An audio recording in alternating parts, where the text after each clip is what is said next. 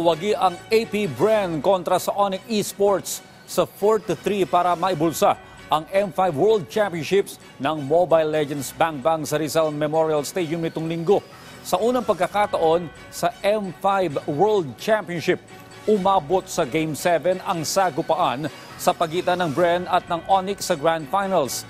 Isang panalo na lamang ang kinakailangan ng Bren matapos makalamang ng 3-1 pero pinagsumikapan ng Onyx na maipanalo ang Games 5 at 6 para pwersahin ang winner-take-all sa panguhuna ni Finals MVP David Flapsty Cannon.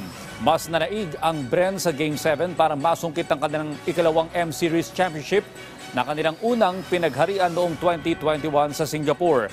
Gumawa rin ng kasaysayan ang Bren bilang pinakaunang host country na nanalo ng Mobile Legends Bang Bang World Championship.